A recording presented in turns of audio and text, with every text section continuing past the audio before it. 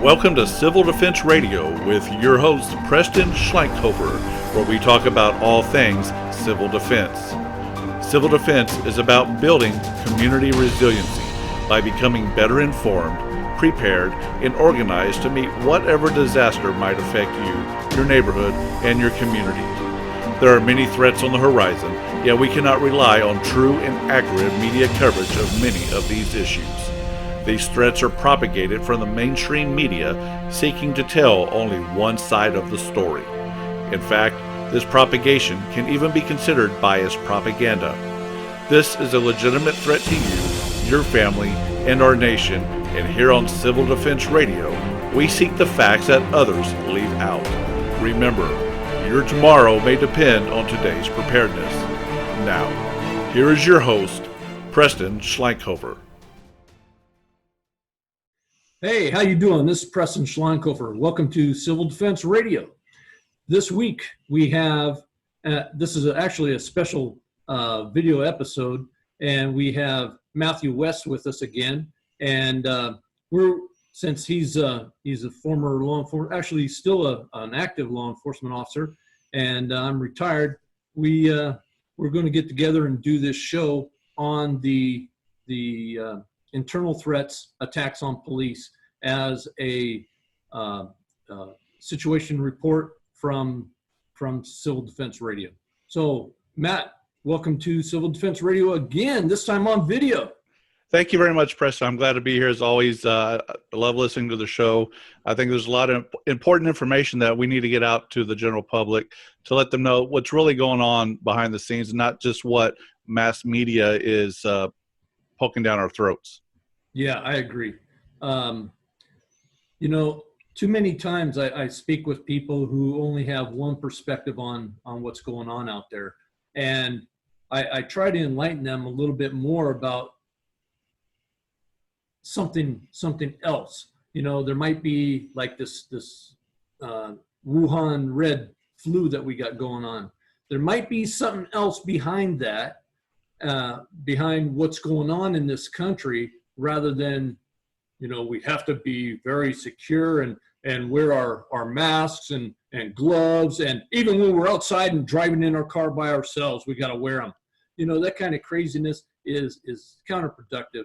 And it just supports the point that this is about an election, I believe, and not necessarily about the virus, because there were many viruses like this in the last few decades, and we didn't do any of this. Matter of fact, most people didn't even know about it. Correct.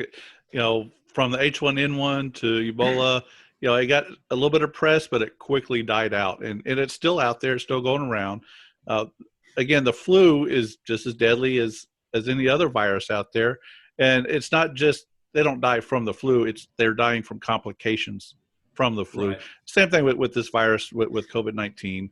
A lot of it is people that are dying it's because of complications, and I don't want to minimize this as it's not a dangerous virus. It is, especially to certain people that do have underlying health conditions. You may not know that you have that underlying health condition until you get it. So there are some issues, and I don't want to minimize it, but I think it's being really blown out of proportion at certain levels of the government and certain groups. Yeah, well, there's people like Dan Bongino. He's a national figure. His somebody related to him, I believe it was him, died, and they told them that it was a COVID-related death. And he goes, no, it was cancer. We knew it. They were in hospice for this ailment, and they passed. It wasn't COVID. And so stuff like that is happening.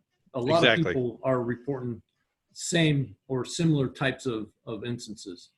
But let's switch gears to the police. There's a huge attack on police right now, and you're an active law enforcement. You don't serve in a law enforcement capacity, but you're still a commissioned peace officer in the state of Texas. I'm retired. I have 27 years of federal law enforcement, 10 years military law enforcement, and I have my ability to carry in all 50 states, territories, and the District of Columbia. So, I feel for these guys. I feel for them in the horrific attacks, one, physical attacks that they're getting, and two, the psychological attacks of their supposed leaders who are attacking them on the same issues that these neo-Marxist leftists from BLM and Antifa are doing in the streets. Exactly. And you hit a key point there when you talked about, the leadership, the lack of leadership, turning on the police. I just celebrated my 20th year as a peace officer, and, looking back where things have been and where things have come, it's dramatically changed night and day. Yeah. I'm second generation law enforcement. Both my parents were in law enforcement. And so I got blue blood, I guess, it's part of the family. But I also look at things objectively. Like anything, I try to look at everything from each side of the story. My undergrad degree is actually a liberal arts degree from the University of Texas San Antonio in American Studies. And I went through a lot of what they call the studies classes, which is where, a lot of the socialist leftist indoctrination is starting to occur in those classes. And I did see some of that. But what that did was allow me to see the perspective from the other side and where things are coming from. So it really opened my eyes to seeing it from both sides of the story. And I try to encourage people and people that are watching this video, and if we put this on the podcast, listening to us, that, be objective, look at each side of the story, but be informed. That is the most important thing. And I think when you start digging deep and you start looking at things, you're going to find out and you're going to draw your own conclusion that what you're seeing on mainstream media is really what it's not in real life. And living just a stone throw away from Austin, Texas, I'm already seeing the defunding of the police, the anti-police sentiment, and looking at the city council that just slashed $150 million from the Austin police budget. You look at, and some of it is true. They're doing away with departments. Some of it, it's a smoke and mirrors game where they're not really getting rid of it. They're just transferring it outside of the police department. Some of that, I think, is a positive thing, such as crime labs. I think crime labs should be independent from the police department to add a little bit more credibility, and that's what they're doing. They're moving it to a civilian crime lab within the city of Austin. But you look at things that they are defunding. So I'm going to read a clip here from KVUE online on their news, and this was published on August 13th of this year. It says almost 80 million of the cuts will separate certain functions, will separate certain functions from APD, such as the 911 call center and special investigations unit. The remaining 49 million in cuts will defund APD units, including mounted patrol, traffic enforcement, and lake patrol. That money would be put on hold as council members reimagine. That word scares me. Reimagine public safety over the course of the year. You also hear this in Minneapolis, that they're trying to reimagine or trying to figure out how to remodel the public safety concept and not make it a police department, which is going to be next to impossible to do. Yeah. Reimagining is a play on words to not necessarily tell the public that they're going to do something dramatic, but that's what they're planning on doing. And exactly. It's just these neo-Marxists. I mean, we have them in the county that I live in too. They're in smaller numbers, but they're gaining in power. They're coming from Northern Virginia and other places. They come in for these jobs in the school system, and school police are being hit now with these reimagining law enforcement in the schools. Resource officers, and that's all part of this goal of reducing the police to create more chaos in order to bring about their desired effect. And it's terrible. And it's also about votes. Well, yes, but what they're doing is they're scaring votes away from their side. I don't see a win for them with all this stuff. they're banking on getting a bunch of kids to vote for them, but they're not thinking about the middle class families who have voted Democrat for a long time, but are seeing this craziness as a threat to them and their families. When I was pulling up this article from KVUE's website, they had an informal poll that they had on their website saying, do you support the defunding of the Austin Police Department? And overwhelmingly on this poll said no, they do not support it. Yeah. And I like gathering intelligence. It's, it's the cop in me, the investigator in me. So every weekend I usually hit Facebook Live or YouTube Live and try to see what's going on in Texas and the Austin area as far as the protests and the riots and the civil unrest. And you see that there's really a small group of people that are out there that are actively rioting. Yeah. Yet they're causing so much discern in the United States because the media is picking up on that and blasting it. And I always tell everybody, look at the camera angles. When the media is out there in the crowd, you see that they have very, very narrow camera angles with people piled in, which gives the illusion that it's a huge crowd. I just watched an article yesterday where they're talking about during Hillary Clinton's campaign that on some of her townhouse meetings that was her deal. She would get camera operators, or the publicity company would get camera operators on a boom lift to get an aerial shot and focus in and narrow in, where you take a crowd of 100 or even 50 and it gives that illusion of 1,000. Yeah. And that's what we're seeing here. You're seeing the media taking this, making it look like it's a bigger movement than what it is.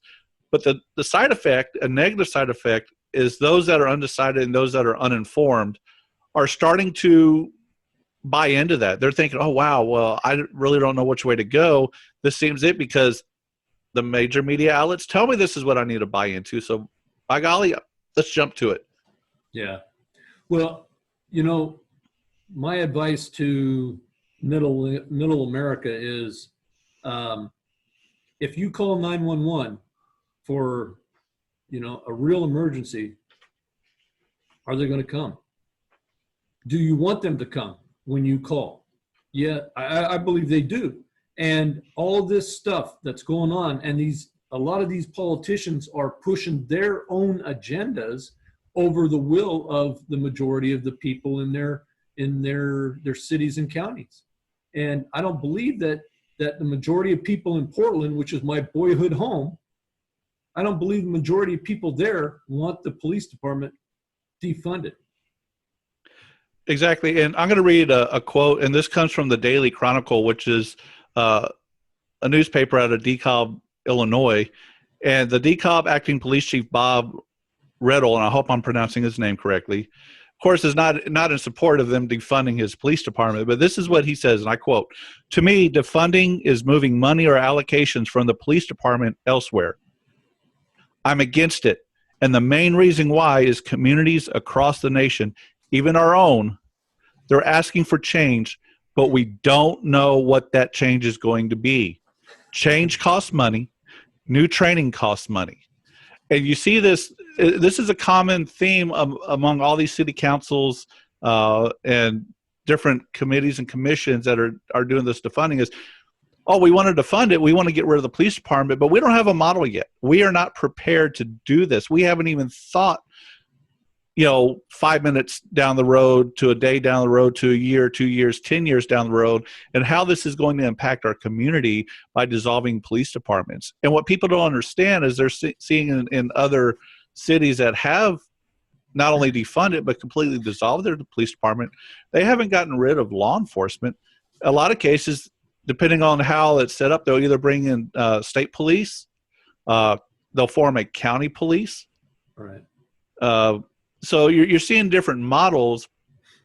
They're just basically restructuring their police department. So again, this all goes back to that whole smoke and mirrors act of politics. And the politicians, they want the vote, so they're saying what they think the voters want to hear, when in reality, they're not really changing anything. In fact, they're making the problem worse, in my opinion.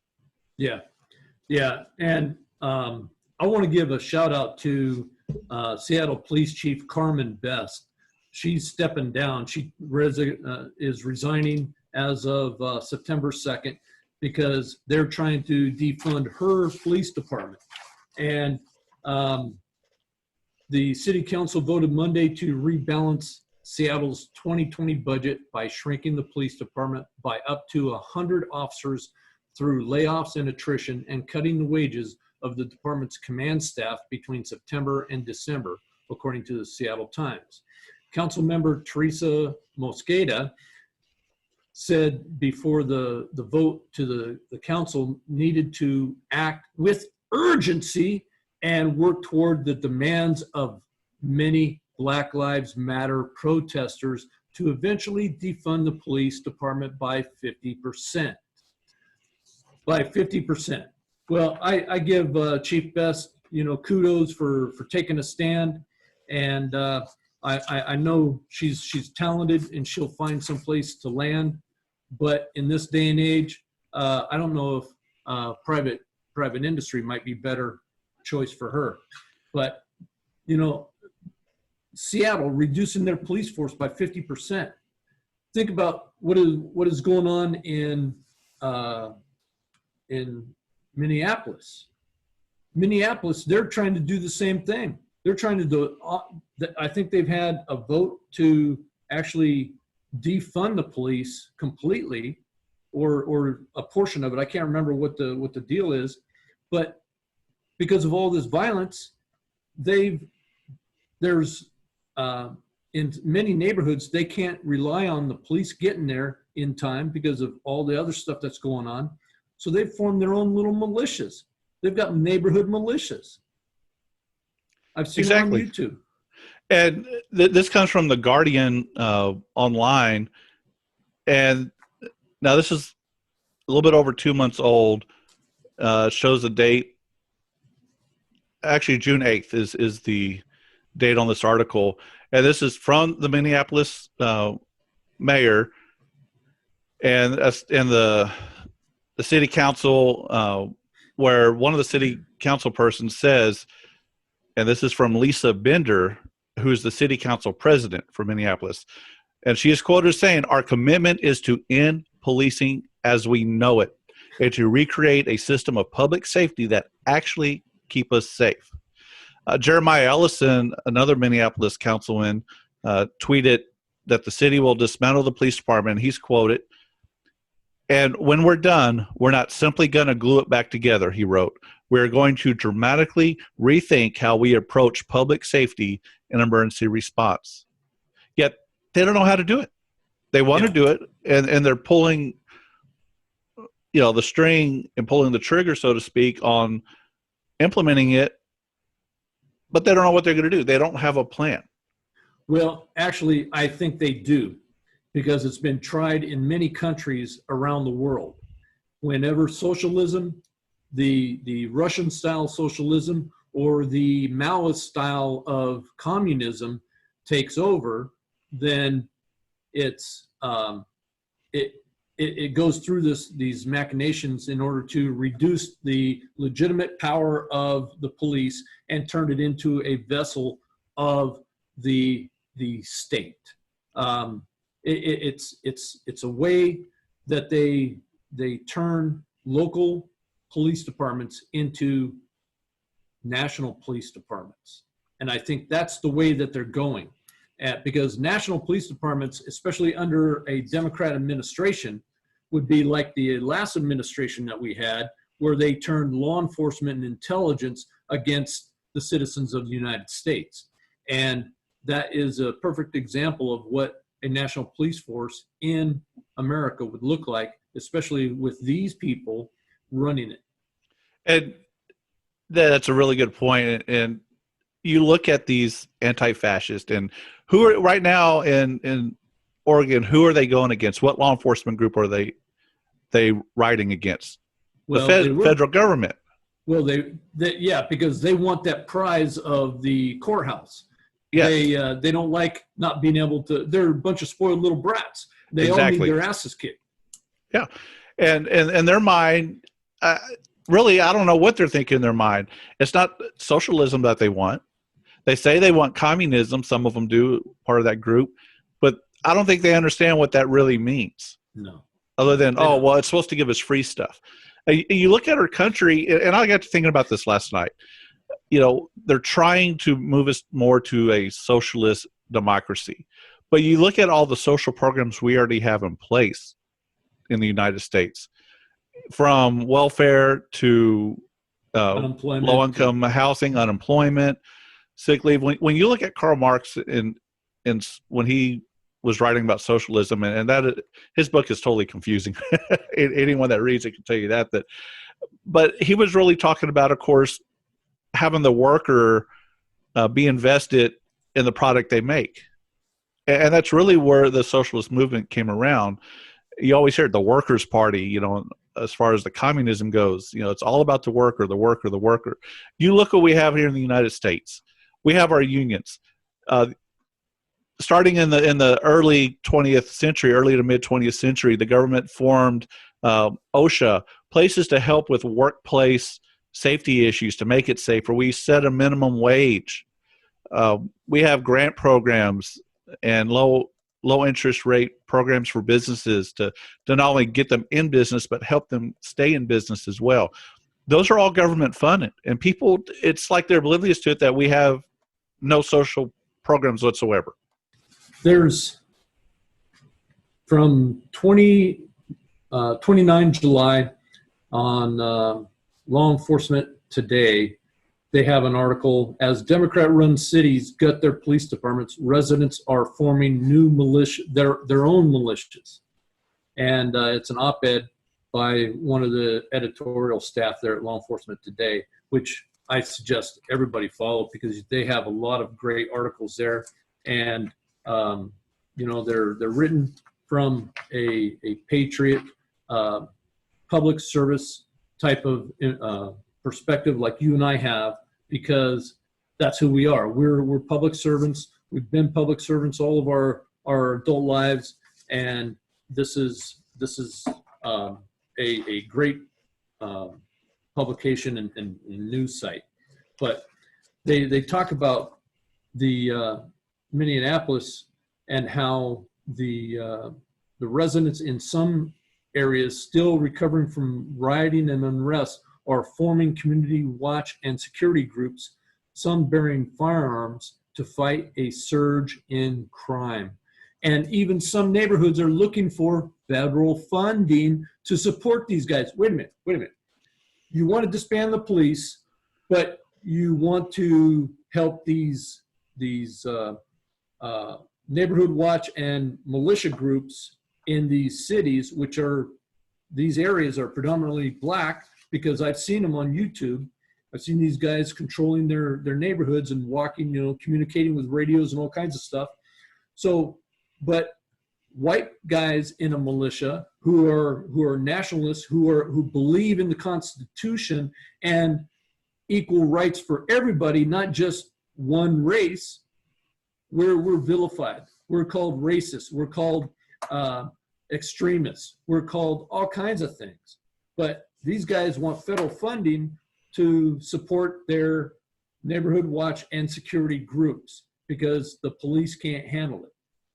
Makes a lot of sense. And not only that, what really I find intriguing is, with all these protests, you're talking about isolated incidences. Yes, there are bad police officers out there. Yes, unnecessary use of force does happen, but not at the rate that they're trying to make it look to be. You look at a lot of these incidences, why were the police called in the first place? You never see the entire body cam footage until it gets leaked in the United Kingdom, but you don't see the events that led up to this. And a lot of these are in crime-ridden neighborhoods. Actually, if you go to the U.S. Department of Housing and Urban Development's website, they have a sub-office called the Office of Policy Development and Research. Yeah. And it actually says rates of violent crime in the United States have declined significantly over the past 2 decades, but they even acknowledge that disparities do exist. Violent crime is geographically concentrated in particular neighborhoods and more localized areas known as hot spots. Evidence suggests that problem-oriented policing of hotspots can be effective. Now, well, wait a minute. Did they just say that a problem area using community-oriented policing is effective? So our own government's acknowledging that, hey, law enforcement does make a difference, especially in these high crime areas.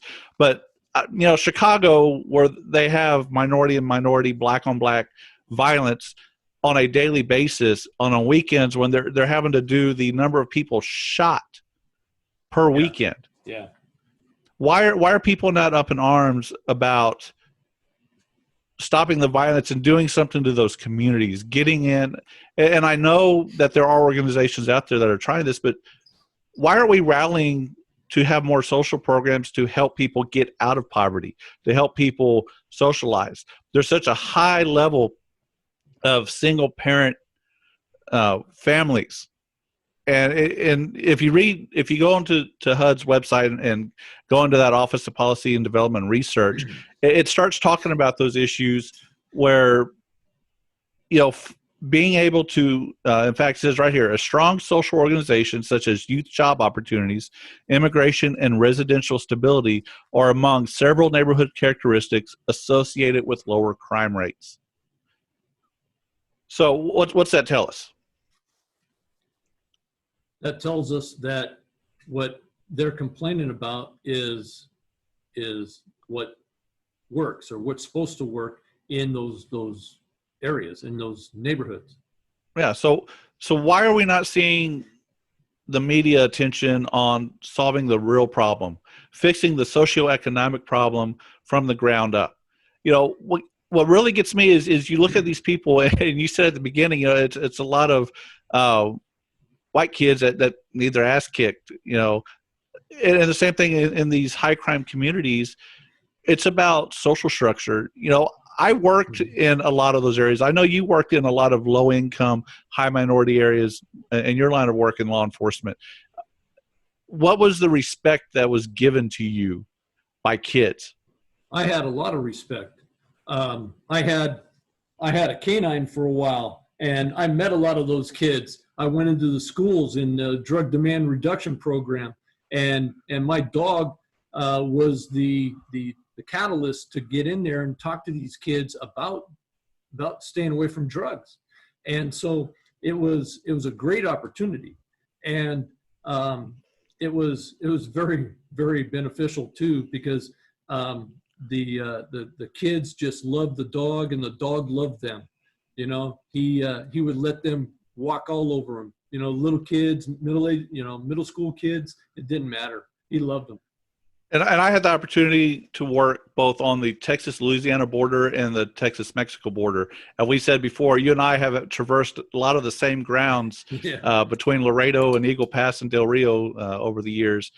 And so I worked in a area that was a very high black population, and then a very high Hispanic Mexican population. And one thing I found is that by and large, there are a lot of good people in those neighborhoods. Yes, there's a lot of poverty. There's a lot of despair. I've seen people living in tar paper shacks out in colonias. Out in East Texas, I worked a case on a gentleman that his house was burned down by a neighbor because he wanted that land. That house had been in this gentleman's family since they were giving it to him after his slave ancestors were set free. And they didn't complain about the police. They were thankful the police were there. It was the people, it's that small pocket, that hot spot, as HUD illustrated in their online article, that these communities have their hot spots that breed violent crime. And we know the cycle of violence. Unless something intervenes, it's going to continue on. So you've got a gangster, drug dealer, sex trafficker, that what are they going to teach their kids? Yeah. If they're even around to teach their kids, what is the mother of their children, the environment they're growing up in? When I've had to deal with kids that have grown up in that environment, they have been extremely disrespectful. Here about 3 months ago, I had a case of a playground bully at our local city park that was in my subdivision, and my kids come running home and say, Daddy, we just got in a fight with this kid. He picked the fight. So, again, I want both sides of the story. So I go over there and I go up and they point to the kid, and I went to the kid and said, hey, can you tell me what's going on? And the kid starts cussing me out. This kid is 10 years old. Yeah. And I said, I'm not disrespecting you. As an adult, I expect you to respect me as an adult. And he was dropping the F word to me, telling me, flipping me off. And you said, you know what? You need to find a better way to release your anger because you're going to end up in jail. And he flat out told me, I don't care, because the rest of my family are in jail, and that just makes me more of a man. And I mean, I was shocked. And as I'm walking off, and I'm thinking to myself, this poor kid is destined for prison if he lives that long. And as I'm walking off, another parent that saw everything that's going on comes up to me and says, I want you to know that I watched the interaction. This kid started the whole thing. Your kids did everything they could to get away from it. He goes, but let me tell you about this family. His cousin pulled a gun on us at another park while we were playing basketball because they wanted to take over the basketball court and we're taking too long. And they pulled a gun on us. So that's the type of family that he comes from. And that just illustrates that cycle of violence. And, it's unfortunate we see this, but law enforcement, this is something people don't realize. And when I try to educate people about how policing works, is a lot of times we don't get the chance to do those community relations, to build those kinship, because we are so busy running from call to call to call that all we see are the people committing crimes or victims of crimes. We don't get to see the 85 to 90 to 95% of the rest of that neighborhood that are good, law-abiding, honest working, hard-working citizens that are just out there to try to make it day by day, paycheck to paycheck. And that takes a bearing on you, because when all you do is sit there and deal with the criminal element day after day, time after time, it's almost a shock when you have to deal with somebody that is actually law-abiding or needs help. And officers that are assigned these very high crime areas, sometimes are targeted, and now more than ever. Yeah. So these protests, the civil unrest that we're seeing, is contributing more to the problem more than helping it. Yeah. Well, you have black officers standing on the line defending a monument or something like that, and you have these white kids come up and call him the N-word and say, I'm more black than you are. How does that work? I mean, these people are, they're not using all their brain power, because their ideological bent has skewed them. Now, there is a problem in certain communities that that the government has ruined.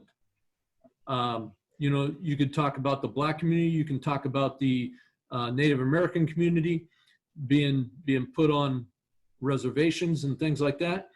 So that type of nanny state control ruins the moral fiber of the family. And we see it in both American Indians that live on reservations. There's a high alcoholism, there's a high suicide rate, and there's a high violence. And it's just the same in the black community. It's unfortunate, but this is a Democrat problem, because conservative principles, that wouldn't be happening, because families would be staying together. They wouldn't be encouraged to not be married and not have the father in the house and be paid to have multiple children outside of wedlock. I mean, that's what the liberal policies have created in America, and it is part of the destruction that they have planned, that the neo-Marxists have planned for decades. And here's something that I found interesting. A lot of my friends, being from South Texas, a lot of friends and acquaintances I am, a lot of those areas are traditionally Democratic areas. Yeah. I've had 3 or 4 friends and acquaintances that have recently switched parties, and they have flat out said that it took all this violence going on for them to open their eyes Mm-hmm. to see the blatancy of the propaganda of the lies that they're being told for a vote. And they finally, and as much as I hate this word, they become woke. It's called Blexit. Yes. Yeah. And I like to give this story. It's true. It's not a made up story. When I was working for the state and I was working in downtown Austin, we had a park away from our building. We had a parking garage. I was about a block and a half away from our main building. So we'd get there at a certain time, and you always get to ride the elevator with the same people, walk that block and a half, and get to know people from other state agencies that work in that building. And when I first started there, I love wearing my cowboy hat, my boots and jeans and stuff. And I had this older black lady. She was probably in her mid to late 60s. And she comes up to me and she says, "You probably have a gun on, don't you?" And I kind of chuckled and grinned. And being a peace officer, I didn't tell her I was a police officer. I said, "Yes, ma'am." I said, "I'll let you know that, yes, I do have a concealed weapon on me." She goes, "Well, I bet you voted for Trump." And keep in mind, this was right after Trump got elected. And I told her, I said, "Yes, ma'am." And I was expecting this political exchange, to start. And she goes, "I did too. And I've got my gun in my purse." All right. And I laughed, and from that day on, we would have a conversation both to and from, because we got off at the same time. So we'd be walking, and her story was that it took her over 35 years to realize that the problem is the Democratic Party. The problem is the government pushing money and freebies to these high crime areas, because she was a nurse in Chicago. She was a public health nurse, and said she would go out to these neighborhoods, to these extremely violent high crime neighborhoods, the ones you hear on the news where they're shooting 10, 20, 30 people a weekend. Mm-hmm. And she said the main problem was everyone was so dependent on the government. They didn't need a job. They got free cell phones. They got funding, housing for sometimes $1 a month is what came out of their pocket. So there was no need for them to get a job. There was no moral obligation for hard work, because everything was being given to them. And she said it took her over 30 years to figure that out. But then one day the light bulb came on. She said she couldn't do it anymore, because she realized that she was part of that problem from the community that was part of her community. That's where she grew up. That's where she was from. She grew up on those streets. And she finally realized that the government was not helping anybody. They were hindering them. They were creating the problem by giving these freebies out to everybody. And that really, made a lasting impression on me because of her sincerity of this. And she was so adamant that to help the Black community and to help minority communities in general, that we need to get in there and teach them morals, what's right from wrong, that living in that cycle of crime, that the gangster way of life is not the appropriate way. That's not the way we as a society should be living, that we have moral obligations. We have civic duties that unfortunately have become so lost in the last 20 years. I don't even know if there's civics taught in school anymore. Yeah, I doubt it. Before, when I'm much older than you, when I was a kid, churches and nonprofit organizations like Salvation Army and that, they're the ones who took care of people and provided a leg up, so to speak, when times were hard. It wasn't the government. But as soon as the government started taking over, that's when these socialist ideas are promoted and encouraged and broadened. And now you got cities that are havens for these socialist agendas, like Chicago, New York, Portland. And what's happening? They're falling apart. Poverty is what's happening. Yes. Poverty happens, and crime, and everything else that goes along with it. Disrespect for the police. I have friends who used to be on the Portland Police Department. It's Portland Police Bureau, but you know, I'm glad my son wasn't able to follow me in this career field, because I worry about him all the time. He had a very bad motorcycle accident that gave him, kept him from going into law enforcement. So, he's got a good career now, but it's not something that I would encourage people to go into right now. No, in this day and age, I wouldn't encourage the same.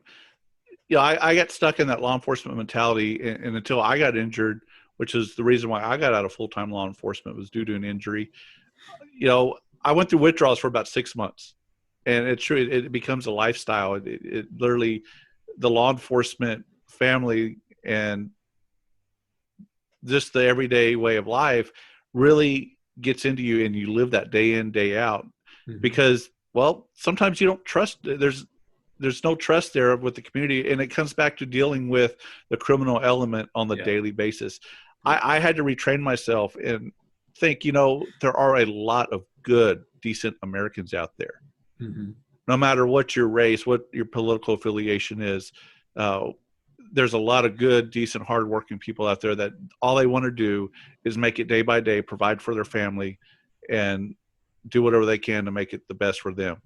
And I really started getting back into my social networks, because, as we know, in law enforcement, we kind of distance ourselves away from, the rest of society. Friendships that we've had since high school or college, a lot of times get terminated because, as a friend of mine said, he goes, I've sit there and talked to you for an hour, and all you've talked about was your job and what you did, for the last month as a cop. He goes, I don't want to hear that.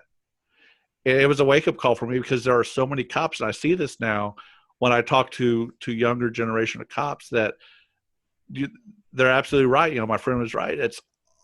It becomes such a lifestyle, just like a lot of other things, that's all you learn, and that's who you hang out with. And sometimes you get trapped in that cycle as well. Just as there's that cycle of violence, there's that cycle of law enforcement, that sometimes you need to take a stop and take a look around and say, hey, look, there's other things out there.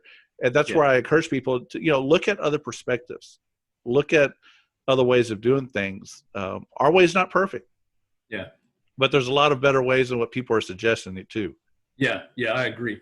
This defund the police is craziness. It's idiotic, and it is counterproductive to what they say they're trying to do. Which I know there's a more sinister reason for doing this, and once I finish all my research, I'll probably come back to this.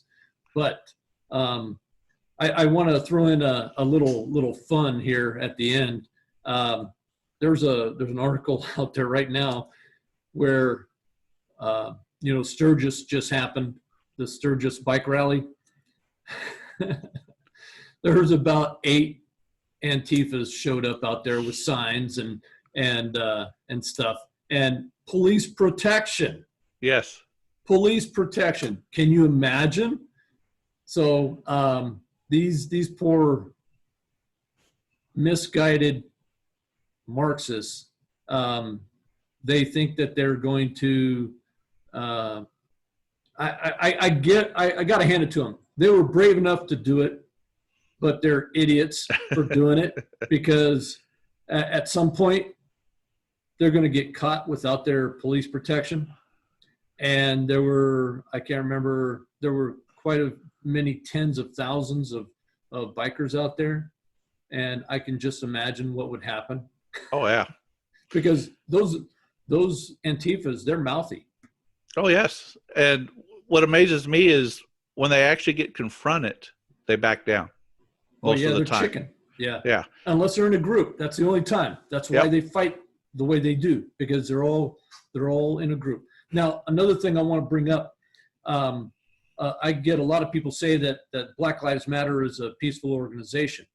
Well, its founders admit to being socialist or Marxist, I can't remember, community organizers.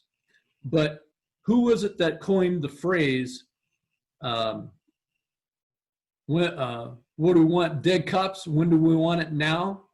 That wasn't anybody but Black Lives Matter. That is not peaceful. That's inciting. And those people, there's people, there's innocent, ignorant people that are involved in these protests. They don't understand the real reason this stuff's going on, because they're not protecting those kids that got shot in Chicago or Minneapolis. They're only going after white cops who shoot black people. And So even then, they don't not, have they're not even showing all the facts of the story when that happens. Yeah, but it's the media. The media is part of this evil empire. It's a big part of it. Yeah, huge part of it, because that's the Democrat propaganda machine, and they're the ones who drive the narrative. Otherwise, if Black lives truly mattered, there would not be any more black babies aborted, and there would not be any more violence in the streets of any of these inner cities.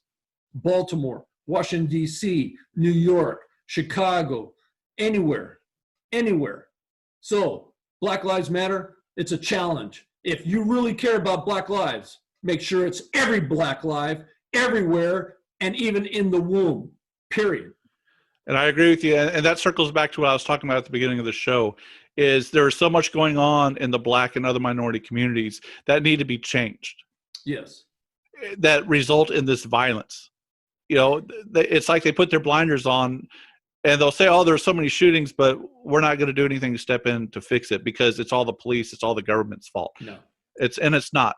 You know, when the Black Lives Movement first came out, that's probably been 10, 13 years ago now, when it first started gaining traction, you know, there's the movement, and, you know, because of the disparity, and there is a lot of, you know, blacks that live in poverty. That's something that we cannot deny. The numbers are out there. Right. You know, so I was agreeing with, you know, there is some things that need to be changed. I'd have my head in the sand if I said there wasn't. Right. But then when it became an organization and it started getting funded, and you start looking at where some of this funding's coming from and how many millions of dollars are being pushed into it, and you wonder where this money's coming from and where it's going, and the need for that much money for a movement. It's what we call political action committees. I know where it's going. You go to the Black Lives Matter website and you hit on donate, and then there's another link where you go, where's this money going? It goes to Act Blue, and Act Blue is funneling that money to Democrat campaigns. There's a nonprofit out there that had a video that showed all those steps, and it was amazing. Well, and this comes circling back to doing research. Stop taking mainstream media's word. Yes. Get out there, start looking, look at the historical aspect, start looking at statistics. You know, everything is numbers driven these days. Yeah. There's so much numbers out there that you can look at it. You know, go to the Department of Justice website and you're still going to find that white males are one of the highest rates of, you know, use of force, deadly use of force. You know, yet we don't hear people out protesting and burning down buildings and, you know, breaking windows of Starbucks because, you know, white people are getting killed by cops at a higher rate. Now, keep in mind, this doesn't talk about whether it's justified shootings or not, you know, whether use of force was authorized. It just gives the number of X number of people were killed, and here's the breakdown on demographics. And you're still seeing white males are one of the highest demographic rates of officer-involved shootings. Yet, we don't hear anything about that because it doesn't fit that agenda. That's right. It's all agenda-driven. It's all about, one, an election, and two, about total control. What they want to do is they want to Californicate the whole United States. They want one-party rule over all the United States. And if Hillary would have won, that's what we would have right now, in my humble opinion. Matt, we're coming close to an hour here. It was great having you on. I'm going to have you on again here soon. And I like this new video format. We're gonna have to work on this a little bit and do some more. But I have a feeling this is going to be a very popular format for us. But there will be more. There will be more. So civil defense equals resiliency equals survival. The top-down governmental approach to solve our community resiliency problem has failed us. We need a community-based grassroots approach to solve this problem. To be resilient, it takes preparation, organization, and training to meet the needs of whatever situation we may find ourselves in.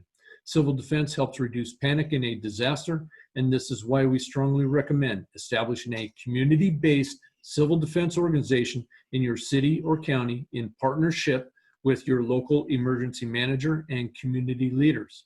Let's start a conversation with the guide found on our resources page at civildefenseradio.com. And be sure to check out our videos at Civil Defense Radio Podcast on YouTube. And I'm putting up the older episodes up on there. It's all audio. But like I said, we'll probably have more coming up.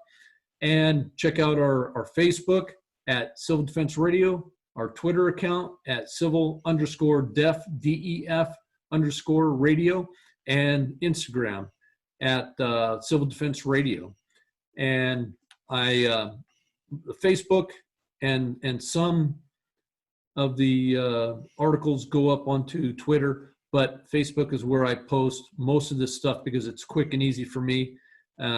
It's just the way it is. I'm trying to get there, guys. So please bear with me.